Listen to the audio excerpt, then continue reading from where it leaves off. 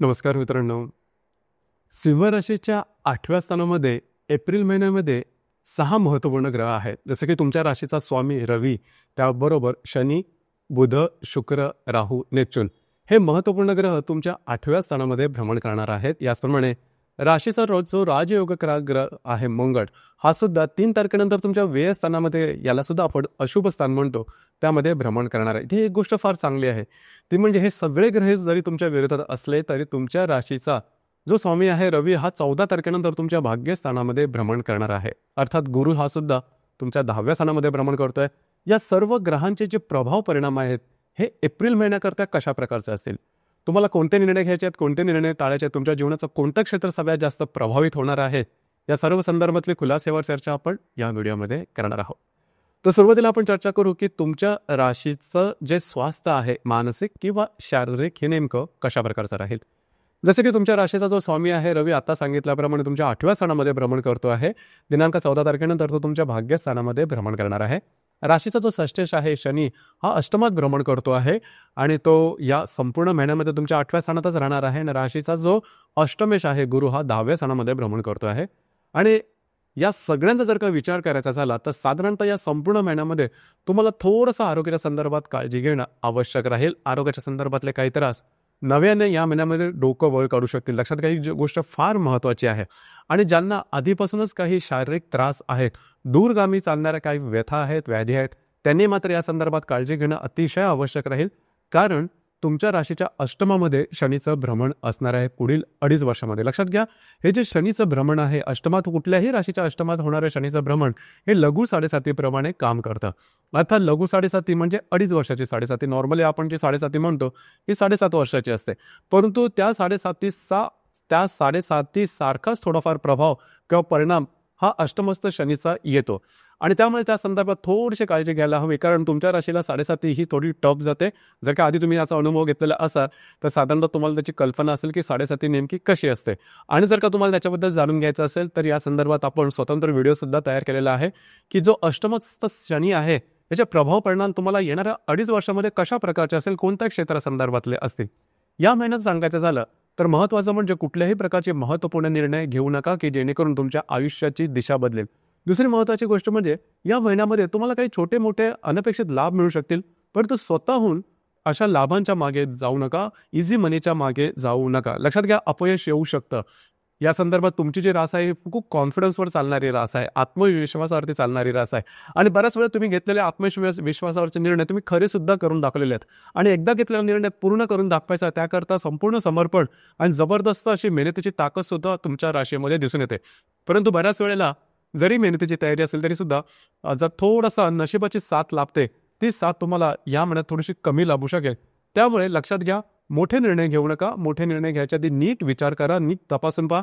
आणि नशिबाच्या आधारावरती किंवा कॉन्फिडन्सच्या आहारे जाऊन गोष्टी करू नका. तुमचे अंदाज चुकू शकतील. बऱ्याच वेळा होतं काय की आपण घेतलेले निर्णय किंवा आपल्याला आलेलं अपयश, हे अपयश भरून काढण्यासाठी आपण दुपटीने मोठे निर्णय घेतो, मोठी रिस्क घेतो आणि मग त्या गुंत्यामध्ये आपण गुंतत जातो. आणि त्यामधून होणारे त्रास हे पुढे कित्येक कालावधीसाठी आपल्याला भोगावे लागतात. तशाच प्रकारचा अनुभव तुम्हाला या महिन्यामध्ये येण्याची शक्यता जास्त आहे. कारण शनी जो तुमच्या 8व्या स्थानात आलेला आहे तो अशा प्रकारच्या काही गोष्टी तुम्हाला करावयास लागेल.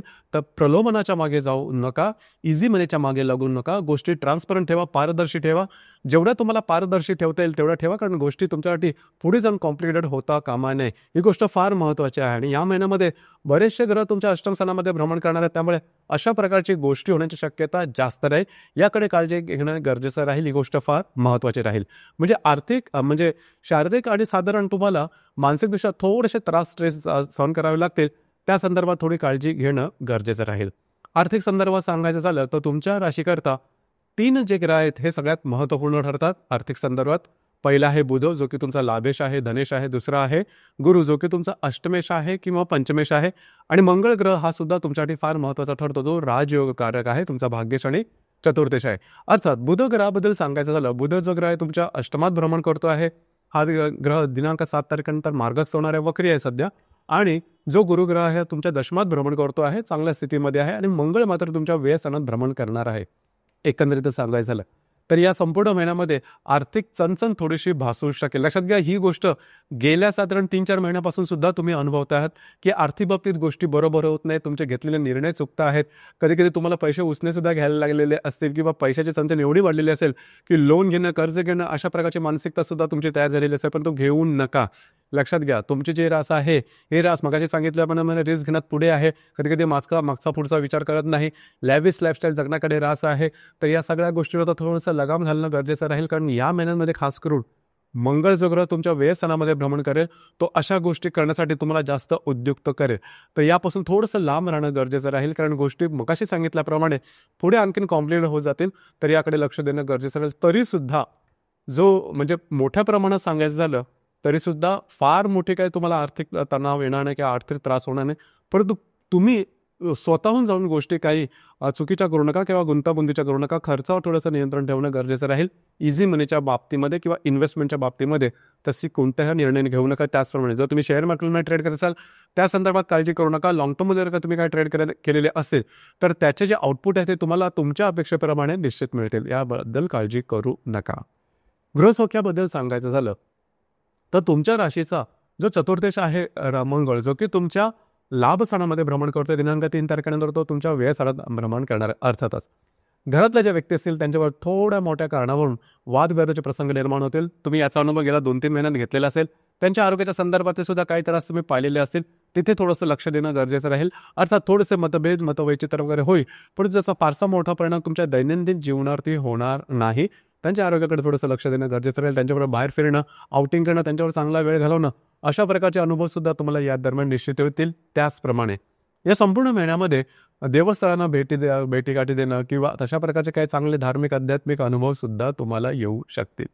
याचप्रमाणे लव्ह लाईफबद्दल सांगायचं झालं तर राशीचा जो पंचमेशाही गुरु तुमच्या 10व्या स्थानामध्ये भ्रमण करणार आहे. काळजी करू नका. जर तुम्ही कोणाच्या रिलेशनशिपमध्ये असाल, दोघांमधील नातेसंबंध अतिशय चांगले असतील, त्या बाबतीत काळजी करू नका. गेल्या 2-3 महिन्यामध्ये ज्या गोष्टी थोड्याशा टोकाच्या वाटत होत्या, तू मेमे झालेल्या असतील, त्या गोष्टी आता पूर्णपणे निवळतील आणि तुमचं जे रिलेशनशिप आहे त्यामध्ये काही मोठे प्रॉब्लेम येणार नाही, तशी काय काळजी करू नका. मात्र ज्या गर्भवती महिला आहेत त्यांनी स्वतःच्या आरोग्याकडे लक्ष देणं गरजेचं आहे. आरोग्याच्या संदर्भातले छोटे किंवा मोठे कुठलेही जरी त्रास दिसले तरी त्यावर लगेचच्या लगेच काम करणं गरजेचं राहील, कारण गोष्टी थोड्याशा तुमच्यासाठी कॉम्प्लिकेट होऊ शकतील. काळजी घ्या. विद्यार्थी वर्गासाठी मात्र गोष्टी बऱ्याचशा व्यवस्थित राहतील, मात्र एफर्ट देणं थोडंसं गरजेचं राहील. याचप्रमाणे वैवाहिक जीवनाबद्दल सांगायचं झालं तर इथे थोडीशी गोष्ट वेगळी आहे. तुमच्या राशीचा जो सप्तमेशाही शनी हा आता अष्टम स्थानामध्ये गेलेला आहे आणि तुमच्या व्ययस्थानामध्ये मंगळ सुद्धा येणार आहे. खास करून गेल्या साधारण 2-3 महिन्यामध्ये वैवाहिक जोडीदाराच्या आरोग्याच्या संदर्भामध्ये सुद्धा त्रास तुम्ही बघितलेला असेल किंवा मतभेद, मतवैचित्र असे अनुभव सुद्धा तुम्ही घेतलेले असेल. या महिन्यामध्ये वैवाहिक जोडीदाराच्या आरोग्याकडे थोडंसं लक्ष देणं गरजेचं राहील. त्यांच्या आरोग्याच्या संदर्भातले काही त्रास या दरम्यान डोकं वर काढतील, तर त्या संदर्भात थोडीशी काळजी घेणं गरजेचं राहील. ही गोष्ट थोडीशी महत्त्वाची आहे. कार्यक्षेत्राच्या संदर्भात सांगायचं झालं तर राशीचा जो दशमेश आहे शुक्र, जो की तुमच्या 8व्या स्थानामध्ये भ्रमण करतो आहे, तो वक्री आहे. दिनांक 3 तारखेनंतर मार्गस्थ होणार आहे आणि राशीच्या दशम स्थानामध्ये गुरु जो आहे तो भ्रमण करतोय. अर्थात ही गोष्ट फार चांगली आहे. ज्या ठिकाणी तुम्ही काम करता, नोकरी करता किंवा व्यवसाय करता त्या ठिकाणी तुम्हाला काही चांगले अनुभव निश्चित येतील. काळजी करू नका.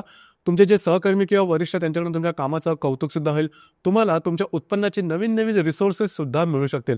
मात्र थोडंसं भटकणं वगैरे जास्त होईल, फिरणं वगैरे जास्त होईल, तर याकडे थोडंसं लक्ष द्या. मागाशी मी जे सांगितलं, या संपूर्ण महिन्यामध्ये कुठल्याही प्रकारचे निर्णय घेताना मात्र थोडीशी काळजी घेणं गरजेचं राहील, कारण त्याचे दूरगामी परिणाम येणाऱ्या काही वर्षामध्ये तुम्हाला मिळू शकतील. तर या संदर्भात म्हणतात ना की ताक सुद्धा फुंकून फिंकून प्यावं लागणार. तर अशा प्रकारचं काही कालावधी या संपूर्ण महिन्यामध्ये आहे. थोडंसं सजग राहणं गरजेचं राहील. अर्थात या संपूर्ण महिन्यामध्ये 1-2 गोष्टी थोड्याशा महत्त्वाच्या राहतील की तुम्हाला थोडंसं ज्याला आपण ज्योतिष म्हणा किंवा अशा प्रकारचे जे शास्त्र आहे त्याच्या संदर्भातली उत्सुकता थोडी वाढेल, कारण गोष्टी तुमच्यासाठी कॉम्प्लिकेटेड होणार आहेत आणि या कॉम्प्लिकेशनमधून कसं बाहेर यायचं या संदर्भात तुम्ही जास्त प्रमाणात थोडंसं ॲक्टिव्ह राहणार आणि अशा शास्त्रांची आवडसुद्धा किंवा तशा प्रकारचं कन्सल्टिंगसुद्धा तुम्ही घेऊ शकाल. तर अशा प्रकारची थोडीशी सिच्युएशन आहे या महिन्यामध्ये, स्वतःवर थोडंसं कंट्रोल करणं गरजेचं राहील. यानंतर आपण चर्चा करू की या महिन्यामध्ये जे ग्रहयोग आहेत त्याचे जे प्रभाव परिणाम आहेत हे नेमके तुमच्या राशीवर कशा प्रकारचे होणार आहेत.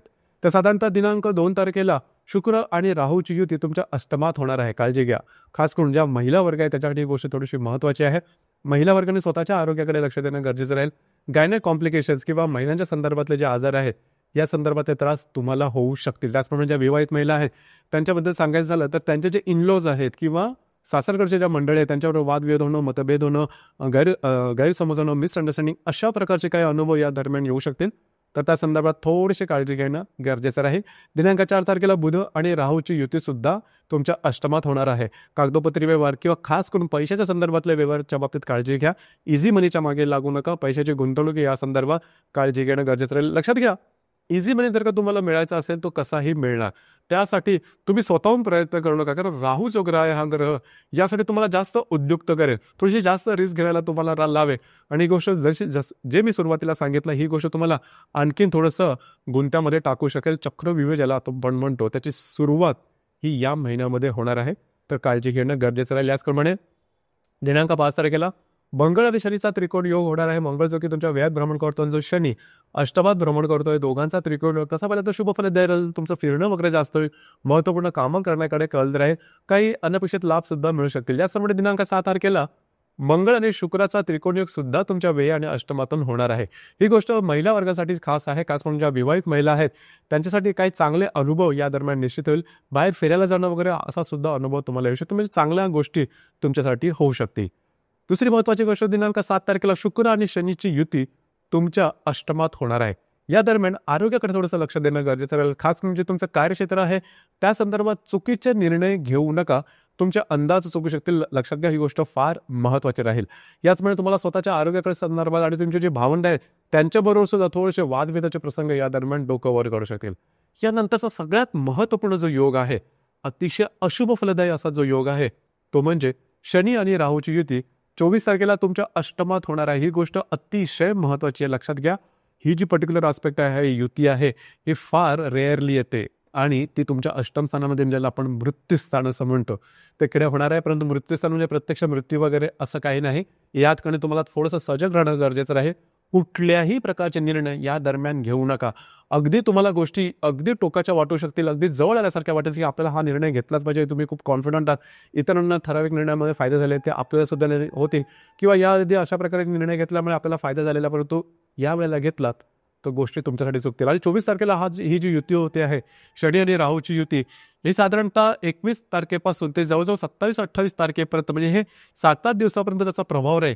त्यामुळे फक्त आणि फक्त 24 तारीख गेली म्हणजे आता आपण त्याच्यातून बाहेर आलो असं नाही. कारण मोठे ग्रह आहेत त्याचे जे म्हणजे शनी आणि राहू दोन्ही मोठे ग्रह आहेत. युती होताना थोडा वेळ घेतात, युतीतून वेगळं व्हायला सुद्धा वेळ घेतात. हा 7 दिवसाचा कालावधी राहील. तर या दरम्यान थोडीशी काळजी घेणं गरजेचं राहील. आता सांगितलं त्याप्रमाणे गोष्टी टोकाच्या करू नका. बघा, अष्टमामध्ये बरेचसे ग्रह तुमचे राहणार आहेत. त्याच्यामुळे गोष्टी तुमची बुद्धी थोडीशी वेगळी होऊ शकते. कधी कधी आपल्याला वाटतं आतूनच काही इंट्युशन येतात की आपण हे करू किंवा गोष्टी होऊ शकतील, परंतु तुमच्यासाठी त्या गोष्टी होणार नाहीत. कारण हे का सांगतोय मी, कारण जो शनी तुमच्या अष्टमात भ्रमण करणार आहे हा आत्ता तुम्हाला काहीतरी चूक करण्यासाठी उद्युक्त करेल, काहीतरी गोष्टी थोड्याशा वेगळ्या करण्यासाठी. आणि सुरुवातीला केलेली ही जी चूक आहे ही चूक जवळजवळ येणाऱ्या 2.5 वर्षापर्यंत तुम्हाला भोगू शकते किंवा तुम्हाला भोगावी लागू शकते. अर्थात काही जो कालावधी आहे हा निसर्गताच तुमच्यासाठी म्हणजे वाईट येईल किंवा निगेटिव्ह येईल, पण तुम्ही स्वतःहून काही गोष्टी चुकीच्या करून किंवा चुकीचे निर्णय घेऊन तो जो गुंता आहे तो जास्त वाढवू नका. ही गोष्ट थोडी महत्त्वपूर्ण राहील. याचप्रमाणे या महिन्यातले जे पौर्णिमा आहे ती 12 तारखेला आहे, हनुमान जयंती आहे त्या दिवशी, आणि अमावस्या ही आहे 27 तारखेला तुमच्या भाग्यस्थानात होणारी. तुमच्या राशीचा जो स्वामी आहे रवी किंवा सूर्य हा अमावस्या पौर्णिमेमध्ये महत्त्वपूर्ण अशी भूमिका पार पाडतो. त्यामुळे तुम्ही सुद्धा बघितले असेल की अमावस्या पौर्णिमेमध्ये तुम्ही थोडेसे जास्त हायपर होता. याकडे लक्ष द्या. खास करून या महिन्याच्या त्या 12 आणि 27 या 2 तारखेला कुठल्याही प्रकारचे महत्त्वपूर्ण निर्णय, कमिटमेंट, प्रॉमिसेस किंवा वादविवादापासून लांब राहणं गरजेचं राहील. हा संपूर्ण महिना तुमच्यासाठी एक विचार करू झाला की मनात धरून झाला की परीक्षा आहे तुमची, तर थोडंसं सजग राहणं गरजेचं राहील. धन्यवाद.